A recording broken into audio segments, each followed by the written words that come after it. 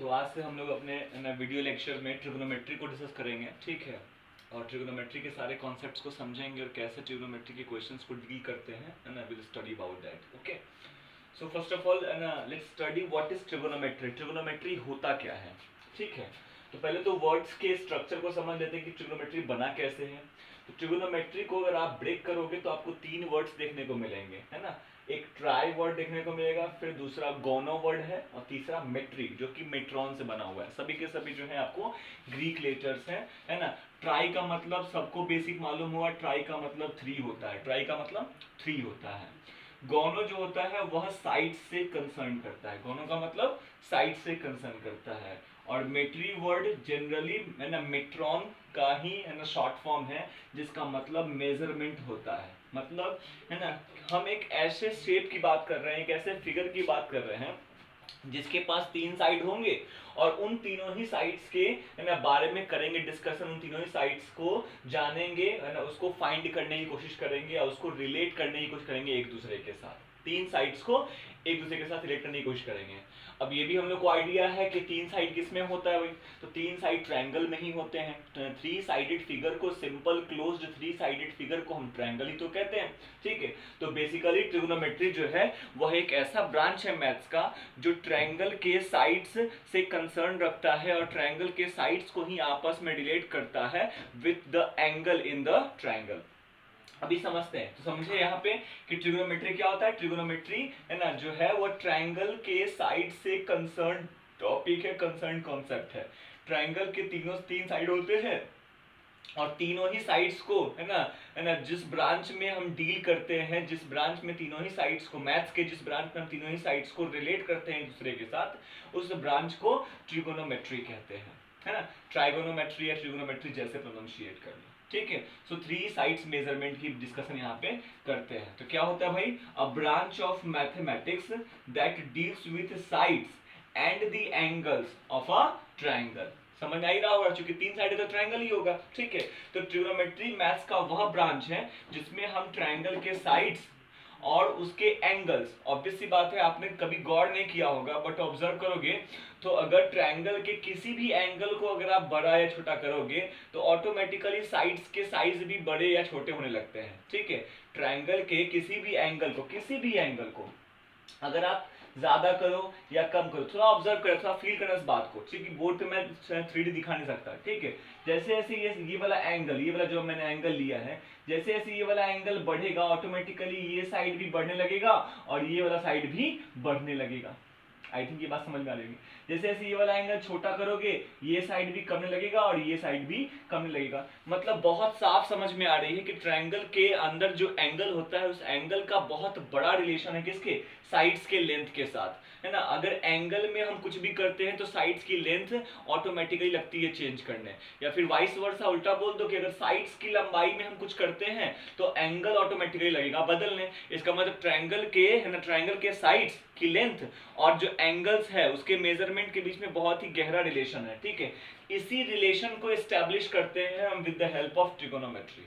समझ पा रहे बात को ना, है ना। उस रिलेशन को हम ट्रिगोनोमेट्री के, है ना, मदद से, है ना, मतलब फाइंड करते हैं और क्या करते हैं, एंगल और उसके साइड्स को, ट्रायंगल के एंगल्स और उस एंगल्स के कारण जो साइड्स पे इंपैक्ट पड़ता है उस इंपैक्ट के कनेक्शन को ढूंढते हैं और उसी को आपस में रिलेट करते हैं।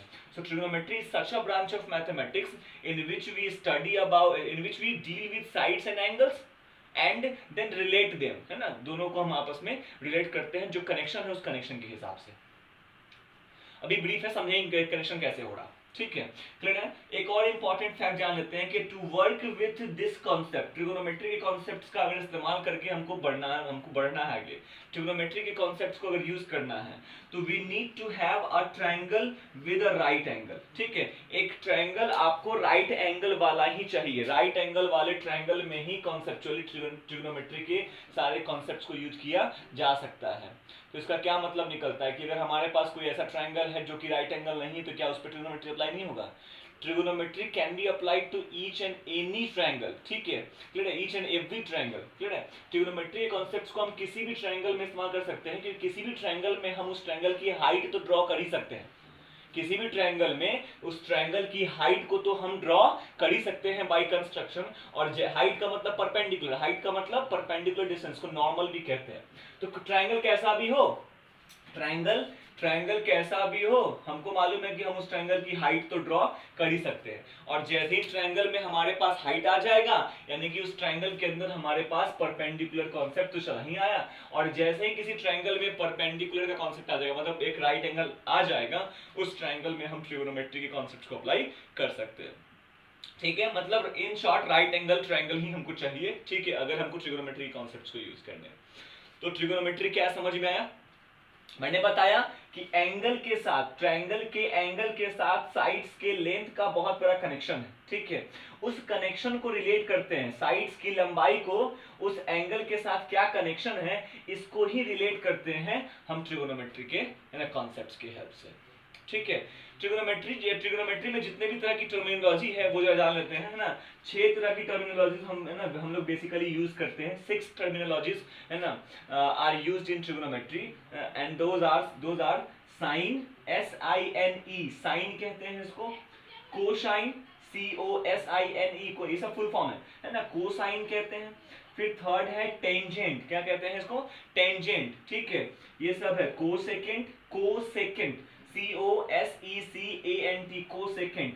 फिर है सेकेंट, SECANT, सेकेंट। और फिर है कोटेंजेंट, क्या है, कोटेंजेंट। अगर ध्यान से लोगों ना तो आपको समझ में आएगा कि ये सभी नाम जो है कहीं ना कहीं सर्कल से ही रिलेट करते हैं। टेंजेंट सर्कल में ही होता है, सेकेंट सर्कल में ही होता है, साइन भी कहीं ना कहीं मतलब सर्कल से ही कंसर्न है। ऐसे साइन तो है साइनोसोडियल ग्राफ, साइनोसोडियल ग्राफ होता है एक, ठीक है, जिसके शॉर्ट नोटेशन को साइन कहा गया है, समझेंगे इस बात को।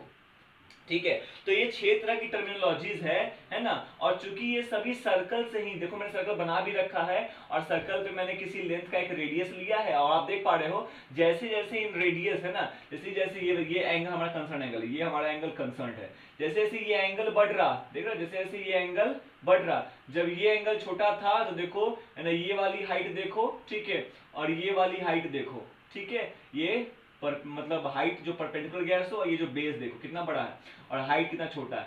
जैसे जैसे हमने बढ़ाया, है ना, किसको, ठीक है, जैसे जैसे हमने एंगल बढ़ाया, देखो हाइट बढ़ गया, बेस छोटा हो गया।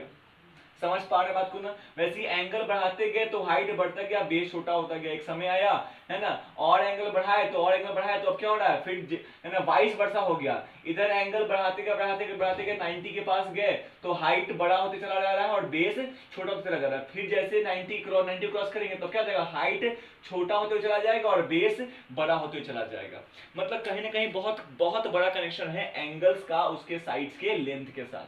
ट्रायंगल के अंदर जो एंगल होता है, जो भी एंगल आप कंसर्न में लोगे, क्योंकि एक तो 90, एक तो हो गया 90 हो गया, बचे हुए 2 एंगल्स एक्यूट ही हो सकते हैं। किसी एक राइट एंगल ट्रायंगल में एक एंगल 90 हो जाएगा और बाकी 2 एंगल को 90 से छोटा ही होना पड़ेगा। ठीक है, तो ये दोनों आपके एक्यूट एंगल होते हैं। इन दोनों में से किसी भी एक को आप कंसर्न करके और उसको रेफरेंस में लेके आप बाकी साइड्स की लंबाई को देख रहे हो, इन सिंपल। ठीक है, किसी न किसी को रेफरेंस में लेके ही ना हम देखेंगे किसी न किसी साइड्स को। ठीक है, तो हमने इस एंगल को रेफरेंस में लेके हमने इन साइड्स को देखना शुरू किया, तो देखा क्या कि जब इस एंगल को हम बढ़ा रहे हैं तो साइड्स में भी, है ना, साइड्स के लेंथ में फर्क पड़ रहा है।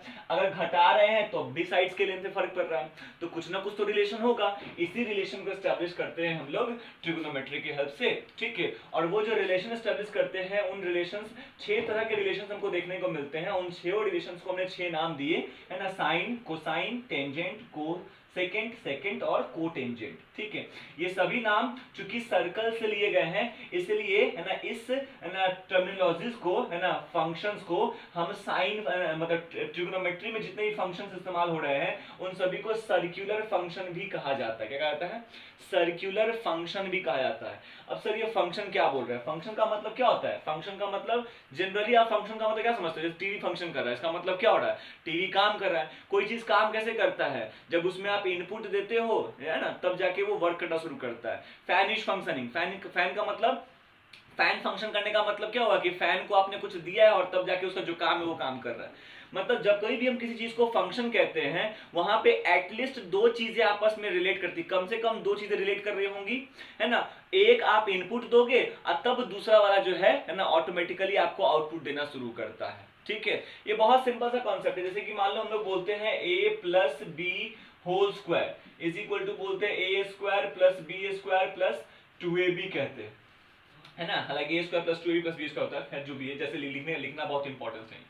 तो ये जो ये क्या है, ये हम एक फंक्शन को ही कर रहे हैं रिप्रेजेंट कि भैया a और b के जगह पे कुछ वैल्यू इनपुट कीजिएगा तो आपको आउटपुट के रूप में कुछ ऐसा देखने को मिलेगा कि भाई a और b का वैल्यू आपने पुट किया, है ना। अब फंक्शन उसका स्क्वायर हो रहा है सम का, तो a का स्क्वायर हो जाएगा, b का स्क्वायर हो जाएगा और 2 इंटू a इंटू बी सब जुट के आपको आंसर देना शुरू कर देगा।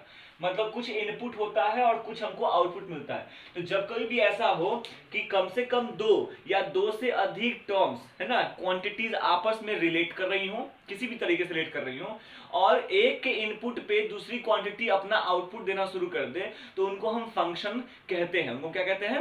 फंक्शन कहते हैं। ऐसे फंक्शन वगैरह के बारे में क्लास 11 में जानना है अच्छे से, बट फिर भी, है ना, थोड़ा आइडिया लगना चाहिए कि फंक्शन का मतलब क्या। बहुत कुछ खास नहीं, फंक्शन का मतलब, है ना, आपके पास एक इक्वेशन है। क्या है? एक इक्वेशन है आपके पास, इक्वेशन, ठीक है, जिसमें मान लो एलएचएस में आपने कुछ इनपुट किया तो आरएचएस में आपको कुछ ना कुछ आउटपुट मिल जाएगा, इन सिंपल, ठीक है। इसमें ए को आपने बी से रिलेट किया है, ए को आपने बी से रिलेट किया है, भैया ए इनपुट करोगे बी कुछ ना कुछ मिलना शुरू हो जाएगा, या बी इनपुट करोगे तो आपको ए कुछ ना कुछ मिलना शुरू हो जाएगा।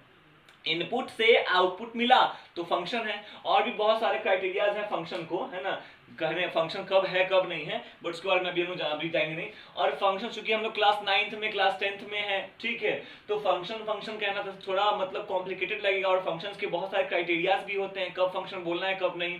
इसी के लिए हम लोग ऐसे सिचुएशन में हम लोग पढ़ते हैं आइडेंटिटी कहते हैं। क्या कहते हैं?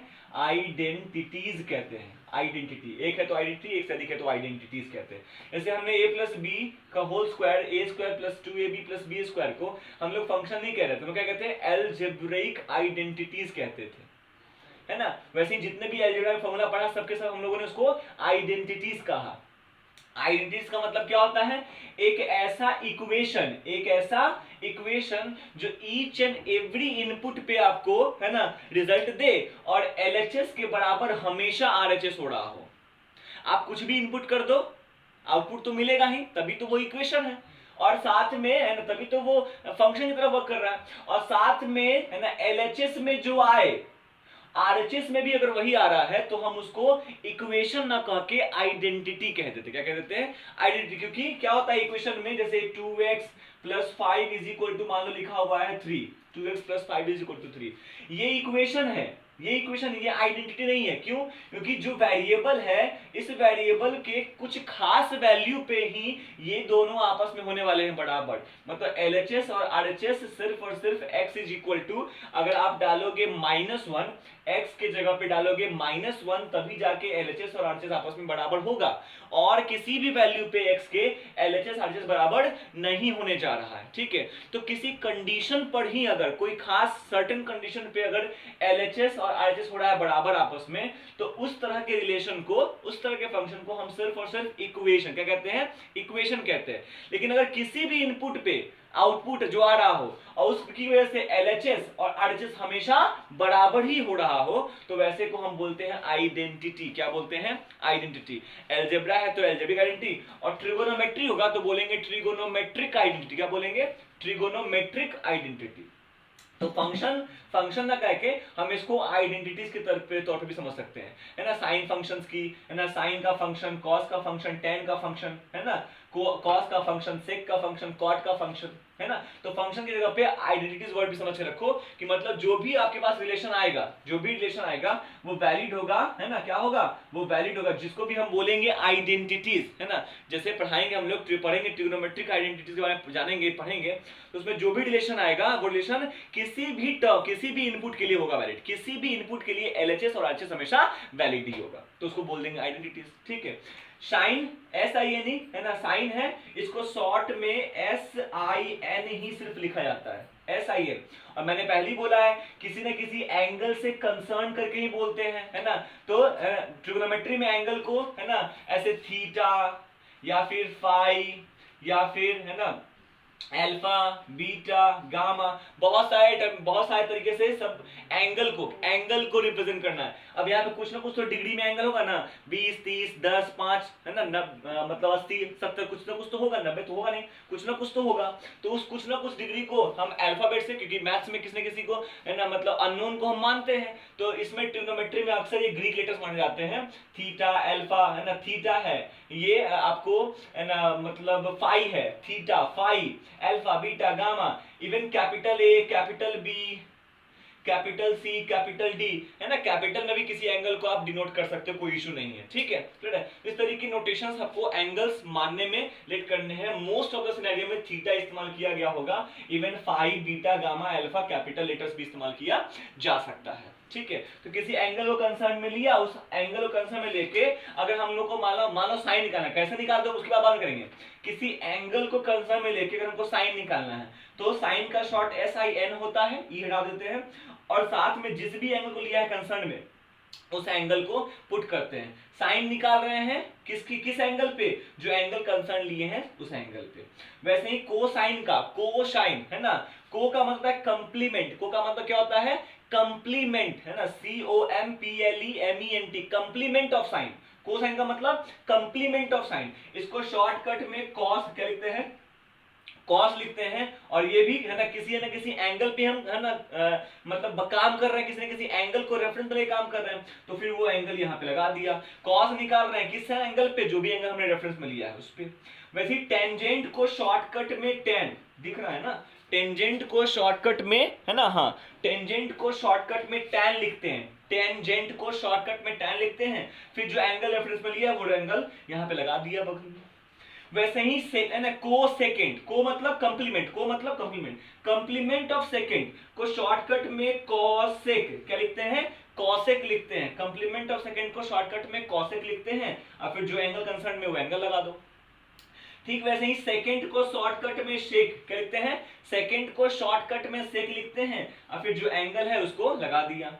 और कोटेंजेंट को शॉर्टकट में, कोटेंजेंट को शॉर्टकट में कॉट क्या लिखते हैं, कॉट लिखते हैं, और जो एंगल है वो लगा दिया। तो ये शॉर्टकट नोटेशन है। जब भी हम शॉर्ट नोटेशन यूज करेंगे तो हम उस एंगल को जरूर यहाँ पे पुट करेंगे जिस एंगल से कंसर्न होकर हम साइड्स की लंबाई को देख रहे होते हैं, ठीक है।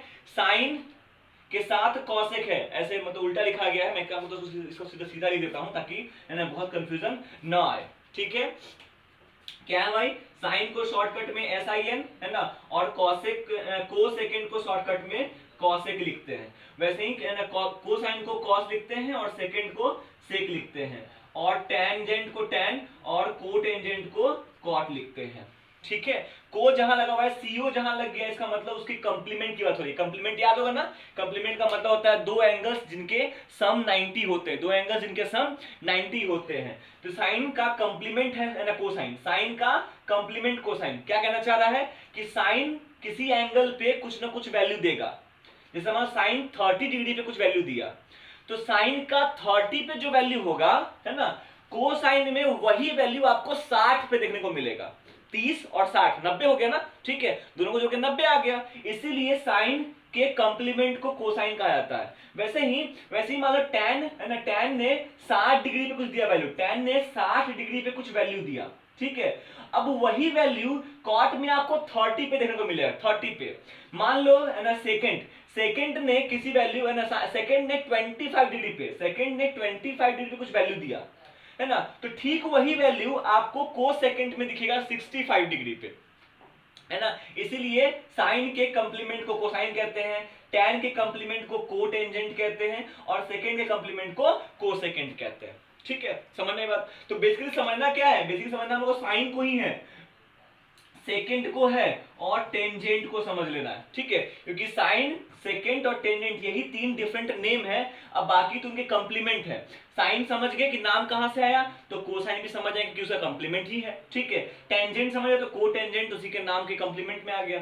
सेकंड समझ गए तो कोसेकेंट समझ जाएंगे, ठीक है। तो ये तीन नाम कैसे आए हैं, और चूंकि ये तीन नाम सर्कल से लिए गए हैं, इसलिए ऐसे है ना फंक्शंस को सर्कुलर फंक्शंस भी, ट्रिग्नोमेट्रिक फंक्शंस को सर्कुलर फंक्शंस भी कहा जाता है, क्योंकि ये सभी नाम जो है सर्कल से ही लिए गए हैं, ठीक है। टेंजेंट सर्कल में ही होता है, सेकंड सर्कल में ही होता है, साइन है ना, का भी कुछ ना कुछ कनेक्शन सर्कल से ही है। ठीक है, शॉर्टकट में इसको ऐसे दिखाते हैं, और जो एंगल कंसर्न में लिया, जो एंगल, वो एंगल यहां लगा दो, वो एंगल यहां लगा दो। कुछ बड़ी इंपॉर्टेंट बात है ना, ये बिल्कुल नहीं सोचना है कि साइन और उस एंगल के बीच में इनटू है, साइन और उस एंगल के बीच में इनटू है, बिल्कुल नहीं। ये साइन कुछ वैल्यू दे रहा है ना, वो वैल्यू क्या भी समझेंगे, लेकिन ये सभी वैल्यू, ये सभी क्या, sine, cos sec, tan, cot, ये सब कुछ वैल्यूज दे रहे हैं। अब वो वैल्यू किसी न किसी एंगल से ही ना कंसर्न हो गया, ये इस एंगल के साथ साइड्स की लंबाई बदल रही होगी, घट रही होगी, बढ़ रही होगी, तो साइड्स की लंबाई को सिर्फ रिलेट कर रहे हैं, है ना, उस एंगल को रेफरेंस में लेके। यहाँ कोई इंटू इंटू नहीं है, ठीक है, ऐसा नहीं है कि sine into theta is equal to, मान लो यहाँ पे 1 लिखा हुआ है, कुछ आया वैल्यू, तो मैं theta is equal to 1 by sine लिख देंगे, कहेंगे वाह वाह थीटा का वैल्यू निकल गया, एंगल निकल गया, बिल्कुल नहीं। ठीक है, साइन या कॉस या टैन, कॉसेक, सेक और कॉट, जो एंगल आपने यहां प्लेस किया है उनके बीच में इंटू नहीं है। साइन सिर्फ बता रहा है कि आपने जिन दो साइड्स को लिया है ना, उन दो साइड का इस एंगल के साथ लेंथ क्या है, उन दो साइड्स का उस इस एंगल के साथ क्या लेंथ हो रही है ना। साइन का मतलब सिर्फ इतना होता है, ये बीच में इंटू इंटू नहीं है। थीटा सिर्फ रेफरेंस के लिए है कि भाई आप किस एंगल को देख के, है ना, साइड्स की लंबाई चेक कर रहे हो, इसको देख के साइड्स की लंबाई चेक कर रहे हो कि इस वाले एंगल को देख के साइड्स की लंबाई चेक कर रहे हो।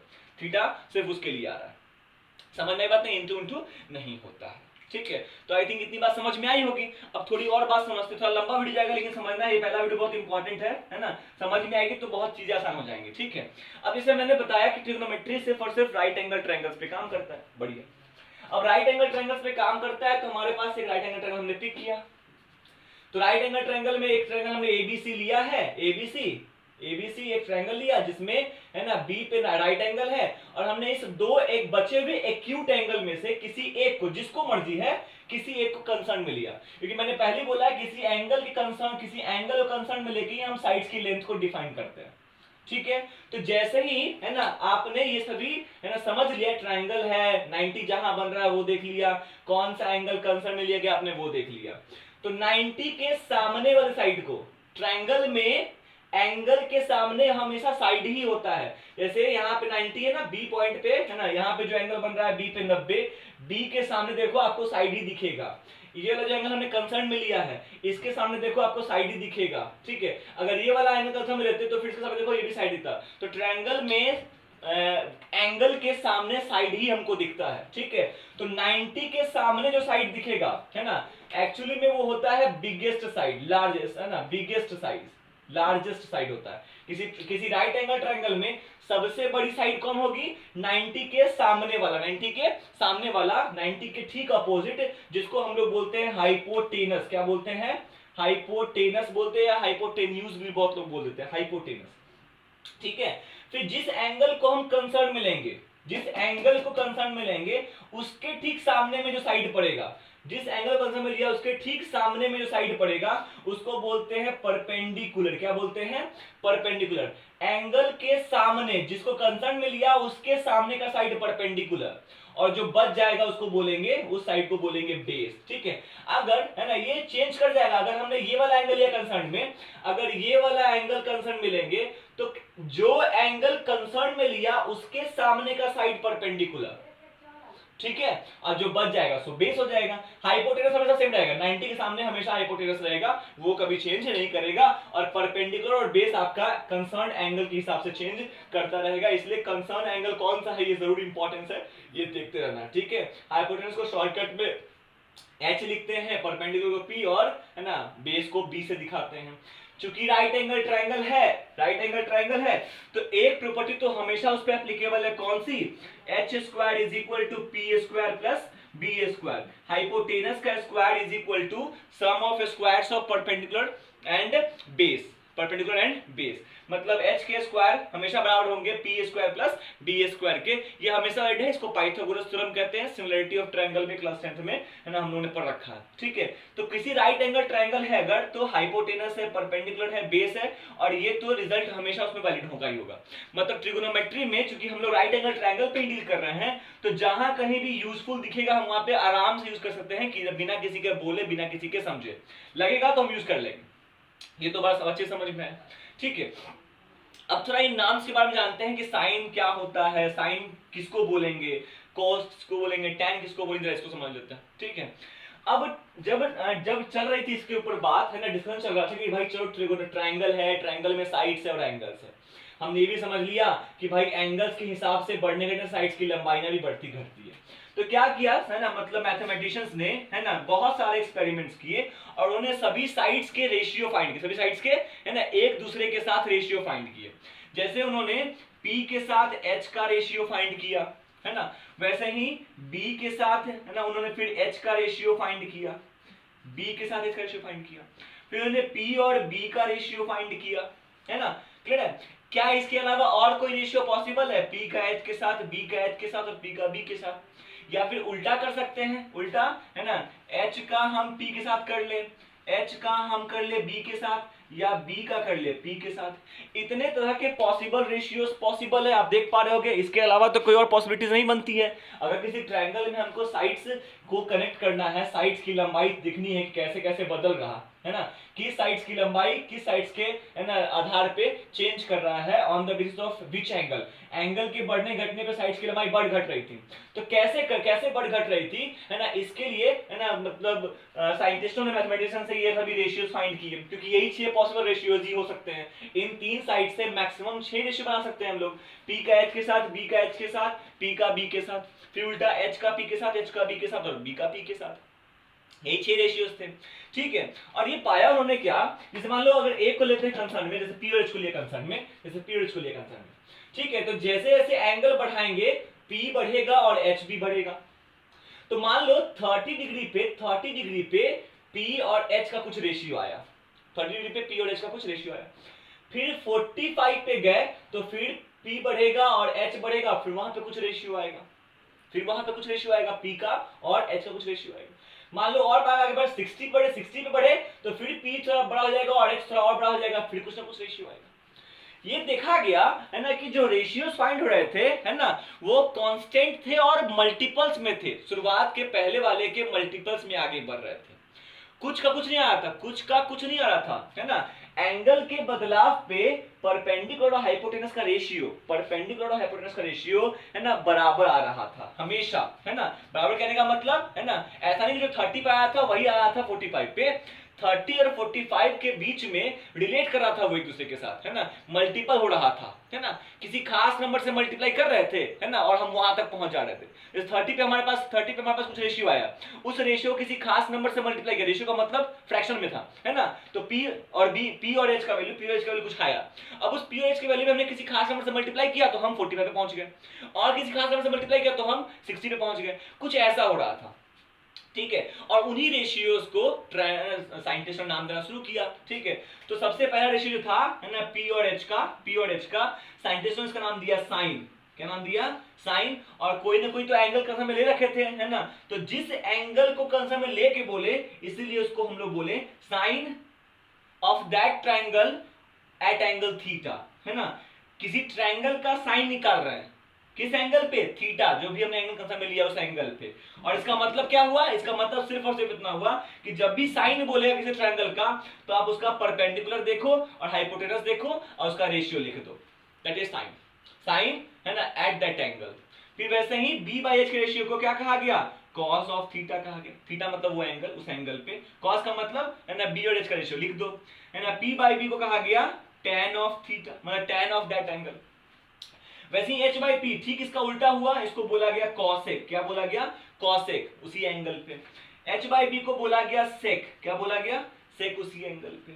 और है ना b बाई p को cot कहा गया, उसी एंगल पे, cot of theta. cot of theta, जो भी एंगल है, थीटा, फाई, अल्फा, बीटा, जो एंगल है असल में वही एंगल यहाँ पे लिखा जाएगा। समझ पा रहे हैं? तो साइन जब भी सुनेंगे अब आज के बाद से, साइन सुना तो क्या दिमाग में आएगा? साइन सुनते ही दिमाग में आएगा अच्छा कोई बात नहीं, साइन बोल रहा है ना किसी एंगल को, तो पहले एंगल देख लो कि कौन सा एंगल को वो ले रखा है। जिस एंगल को ले रखा है तुमको ऑटोमेटिकली देखते ही P मालूम चल जाएगा कौन सा है। एंगल के सामने वाला हमेशा P होता है, 90 के सामने वाला हमेशा H होता है, जो बच गया वो बेस होता है। तो एंगल दिख गया, बोला साइन निकालो। क्या बोला? साइन निकालो इस एंगल पे, इस ट्रायंगल में इस एंगल पे साइन निकालो। मतलब कोई क्या कह रहा है आपको? सिर्फ इतना कह रहा है कि उसका परपेंडिकुलर देखो और हाइपोटेनस देखो और उसका रेशियो लिख दो। p by H. किसने बोला कॉस निकालो उस एंगल पे, तो उसका बेस देखो, हाइपोटेनस देखो और रेशियो लिख दो, ठीक है। तो sine theta, cos theta, tan theta, इस थीटा की जगह पे कुछ भी हो सकता है, थीटा की जगह पे कोई एंगल है ना, 30, 60, 40, 1, 2, 3 कुछ भी हो सकता है, ठीक है।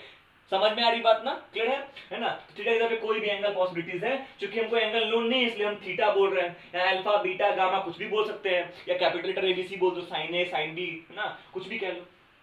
ये बात समझ में आई, ठीक है। अब कुछ नाम टर्मिनोलॉजी समझते हैं, ठीक है, कि भाई tan क्यू से क्यू, तो आपको मालूम है टेंजेंट होता है, क्या होता है, टेंजेंट होता है। जैसे मान लो फॉर एग्जांपल एक सर्कल है हमारे पास, ठीक है, इसका रेडियस हम कुछ समय के लिए मान ले 1, क्या मान ले 1, इसको 1, इसको बोलते हैं यूनिट, क्या बोलते हैं, सर्कल ऑफ यूनिट रेडियस। मान लो ये 1 है, क्या है, ये 1 सेंटीमीटर का रेडियस है इसका, ऐसा मान लो। और ये वाला एंगल हम कंसर्न में लिया, ये वाला एंगल हमने मान लो कंसर्न में लिया, तो अभी भी समझा चुके हैं, है ना। जो 90 आपको तो मालूम टेंजेंट और रेडियस के बीच में कितने एंगल होता है, पढ़ चुके हैं, 90 का एंगल, टेंजेंट और रेडियस के बीच में होता है एंगल 90 का। टेंजेंट का मतलब एक ऐसी लाइन जो सर्कल को किसी पॉइंट पे छूता हुआ निकल जाए, एक ऐसी लाइन जो सर्कल को किसी पॉइंट पे छूता हुआ निकल जाए, उसको बोलते हैं टेंजेंट। क्या बोलते हैं, टेंजेंट। और टेंजेंट का लेंथ कैसे करते हैं, आउटर पॉइंट से, है ना, उस पॉइंट ऑफ टच तक ही हम टेंजेंट का लेंथ बोलते हैं। और सेकंड क्या होता है, सेकंड क्या होता है, एक ऐसी लाइन जो सर्कल को दो पॉइंट पे काटता हुआ निकल जाए। ध्यान से देखो, ये लाइन है, ये लाइन है ओ से लेके जो एन तक गया है, ये ओ से लेके एन अगर और एक्सटेंड हो जाएगा तो पीछे भी तो काट देगा इसको, और आगे तो काटता हुआ निकल ही गया आगे, ठीक है। तो ओ से लेके एन को हम सेकंड वाला पार्ट कह सकते हैं, और एम से लेके एन को टेंजेंट वाला पार्ट कह सकते हैं। अगर ये 1 हो गया तो अकॉर्डिंग टू जो भी कंसेप्ट, जो भी हमने अभी सीखा, कॉन्सेप्ट सीखा कि इस एंगल के 90 के सामने ये वाला, तो ये एच हो गया, आपका जो ON है जिसको हम सेकंड की तरफ देख रहे हैं, सेकंड है ना वो H हो गया। और ये जो MN है, चूंकि ये वाला एंगल का लिया तो ये वाला MN जो गया वो आपका P बन गया, और ये बेस आपका हो गया OM। अगर यहाँ पे मान लो हम निकालते हैं P का, है ना, B के साथ रेशियो, P का B के साथ, तो P बाई B किया, है ना, परपेंडिकुलर हमारा क्या है, MN है, और बेस कितना है, पहले ही बोला है सर्कल हमारा कैसा है, यूनिट रेडियस का, तो O से लेके M जो है वो कितना हो जाएगा, 1 हो जाएगा, इज इक्वल टू कितना आया, MN आया, क्या आया, MN आया। और ये MN है क्या, MN क्या है, MN बेसिकली सर्कल का टेंजेंट ही तो है, ठीक है, इसीलिए। और ये आया कहां से, ये MN का वैल्यू आया कहां से, ये P बाई B के ही रिजल्ट से तो आया। जब P को D के साथ रेशियो में लिखे तो क्या निकलता है, बेसिकली टेंजेंट निकलता है, टेंजेंट। इसीलिए P और B के रेशियो को क्या कहता है, टेंजेंट कहा जाता है। और फिर उसी कंप्लीमेंट को कोटेंजेंट, कंप्लीमेंट को दिक्कत नहीं है, टेंजेंट, समझ में आया क्यों कहा। और फिर इसी के कंप्लीमेंट को क्या बोलेंगे, कोटेंजेंट बोलते हैं, इसी के कंप्लीमेंट को कोटेंजेंट कहेंगे। फिर देखो सेकंड देखो, अगर हम H का निकाले B के साथ, H का निकाले B के साथ, तो H का क्या है, H हमारा O से लेके N है ना, O से लेके N है, और B कितना है, B OM है, OM कितना 1 है, तो यहाँ पे क्या आया, यहाँ पे आया ON, क्या आया, ON आया। अब ये ON था क्या, ON बेसिकली सेकंड ही तो था, सेकंड का मतलब एक ऐसा लाइन सेगमेंट सर्कल को दो पॉइंट पे काटे, एक तो यहाँ कट ही रहा है और उसको एक्सटेंड कर दो पीछे, वो पीछे भी काटता हुआ निकल जाएगा, ठीक है। तो ये जो ON है ये सेकंड ही तो है, इसीलिए। और ये आया कहां से, ये H बाई B के रिजल्ट में आया, इसलिए H बाई B को सेकंड क्या कहा जाता है, सेकंड, जिसका शॉर्ट फॉर्म सेक है, सेक कहा जाता है ना। साइन का क्यों, साइन कहां से आया वर्ड, तो साइन एक अरेबिक वर्ड है जिसका मतलब धनुष होता है। तो थोड़ा ध्यान से देखो, तीर धनुष में क्या होता है ना, बो है ना, बो का मतलब होता है धनुष, और धनुष की जो वो रस्सी होती है, जब आप उसको खींचोगे ऐसे, आप उसको खींचते हो, है ना, तो जो शेप बनता है कुछ ऐसा ही शेप, जब हम P के साथ H का रेशियो लेके, है ना, P के साथ H का रेशियो ले रहे हैं, तो जो रिजल्ट आ रहा है कुछ वो वही शेप देता है ना, धनुष के जैसा शेप देता है, इसीलिए ये रिजल्ट, इसलिए इसको साइन कहा जाता है। एक और इसका लॉजिक क्या है कि जब हम ग्राफ खींचेंगे इसका, तो ग्राफ कैसा आएगा, ये ग्राफ इसका आया कुछ ऐसा ग्राफ आएगा, है ना। साइन का ग्राफ कैसा आता है, कुछ ऐसा, इसको बोलते हैं साइनोसोइडल, है ना, साइनोसोइडल ग्राफ बोलते हैं। और चूंकि, है ना, ये ग्राफ P और H का रेशियो लिया, अलग अलग एंगल पे P और H का रेशियो को हमने प्लॉट किया, तो हमको ऐसा ग्राफ मिला। और ये ग्राफ का नाम था साइनोसोइडल, उसी को शॉर्ट में हमने क्या कह दिया, साइन कह दिया, तो P और H के रेशियो को फिर साइन कहा गया, अब फिर इसी के कंप्लीमेंट को कॉस कह दिया गया, कोसाइन कंप्लीमेंट ऑफ साइन कह दिया। समझ में आई बात ये है ना। ये पहला लेक्चर से थोड़ा लंबा हुआ है ना, और अंडरस्टैंडिंग डेवलप करने की जरूरत है। इन शॉर्ट अगर सब भूल जाओगे तो कोई दिक्कत नहीं है, तुमको ये 6 चीज नहीं भूलना है ना, कि sine at any angle P by H, cos at any angle B by H, tan at any angle P by B, है ना, cosec at any angle H by P, sec H by B और cot B by P। सिर्फ ये 3 याद रखो, क्योंकि ये 3 क्या ही उल्टा है, cosec, sec और cot। कौन किसका उल्टा है वो भी याद रखो, साइन का उल्टा है cosec, cos का उल्टा है sec और tan का उल्टा है cot। समझ पा रहे बात को ना। कंप्लीमेंट अलग अलग है, cos का साइन का कंप्लीमेंट cos है, tan का कंप्लीमेंट cot है और sec का कंप्लीमेंट cosec है। कंप्लीमेंट का दिख रहा, मैं उल्टे की बात कर रहा हूं, रेशियो उल्टा हो गया। साइन का उल्टा cos, देखो ये P by H है तो ये H by P हो गया, cos का B by H तो ये देखो H by P हो गया, sec हो गया, tan का उल्टा P by B यानी कि B by P cot। ठीक है, ये नाम याद रखना है। और इंपॉर्टेंट मैंने क्या बोला, थीटा, ये जो एंगल हम यहाँ लिखते हैं, यहाँ पे बीच में गुना होना नहीं होता, यहाँ पे बीच में कोई इंटू नहीं होता, कुछ नहीं होता, ये सिर्फ एक नाम है, ये सिर्फ क्या है, साइन एट एनी एंगल, सिर्फ एक नेम है पूरा। जब भी साइन बोलेंगे तो दिमाग में आएगा कि उस ट्रायंगल में है ना, P ढूंढो H ढूंढो, किससे कंसर्न, इस एंगल से कंसर्न करके। इस एंगल को देखिए, जो भी एंगल यहां दे रखा है उस एंगल को देखिए, उस एंगल के साथ P और H ढूंढिए, अब P और H का रेशियो लिख दीजिए एंड दैट इज इट। समझ में आ रही बात ना। इतनी ही बात ये कह रहा है ना, ये जो नाम है ये सब नेम है, cos of theta, tan of theta, इनके बीच में कोई ये इंटू नहीं लगा हुआ है, इंटू या फिर मल्टीप्लिकेशन नहीं है। ठीक है, तो आई थिंक इतनी बात आपको समझ में आई होगी कि क्या होता है साइन, कॉस, टैन, कॉसेक, सेक और कॉट। इन वैल्यूज को बिल्कुल नहीं भूलना है, ऐसे तो और भी सारे वैल्यूज अभी पढ़ेंगे। ठीक है, ये नाम कहां से आए हैं मैंने बताया, टैन क्यों, सेक क्यों, साइन क्यों, है ना। साइनोसोइडल ग्राफ होता है ना, इनके जो वैल्यूज आते हैं ना, अलग अलग एंगल पे अलग अलग वैल्यू आएगा, अलग अलग एंगल पे अलग अलग वैल्यू आएगा, क्योंकि मालूम है एंगल बदलेगा तो हाइट बदल जाता है। ठीक है, तो अलग अलग एंगल पे अलग अलग वैल्यू आता था, और उस वैल्यू को जब हमने प्लॉटिंग किया तो हमको ऐसा ग्राफ देखने को मिला। इस ग्राफ का नाम होता है साइनोसोइडल ग्राफ, है ना, उसी को शॉर्ट में साइन कहा गया, है ना। टेंजेंट क्यों, क्योंकि है ना टैन क्यों, क्योंकि टेंजेंट का रिजल्ट आ रहा था, सेकेंड क्यों, क्योंकि सेक का रिजल्ट आ रहा था। समझ में आ रही बात ना। ठीक है, तो टेंजेंट, सेकेंड, ये सभी सर्कल से लिए गए ही एग्जांपल्स है, सर्कल से लिए गए ही नाम, इसलिए इन 6 को सर्कुलर फंक्शंस भी कहा जाता है। ठीक है, तो आई थिंक ये सारी बातें समझ में आई होगी। समझने के लिए अगर देखा जाए क्लास 10 के बच्चों के लिए तो सिर्फ इतना अंडरस्टैंडिंग अभी रखना है कि ये क्या है, साइन का मतलब क्या, कॉस का मतलब क्या, टेन का मतलब क्या, है ना, कॉसेक, सेक और कॉट का मतलब क्या, और किसी ट्रायंगल में 90 के सामने हाइपोटेनस, एंगल जो कंसर्न में लिया उसके सामने परपेंडिकुलर, और जो बच गया सो बेस। यही मेन कुछ बातें हैं जो अभी फिलहाल दिमाग में रखनी है। इसके बाद वाले वीडियो में हम लोग कुछ फॉर्मूलेस के ऊपर डिस्कशन करेंगे। Thank you.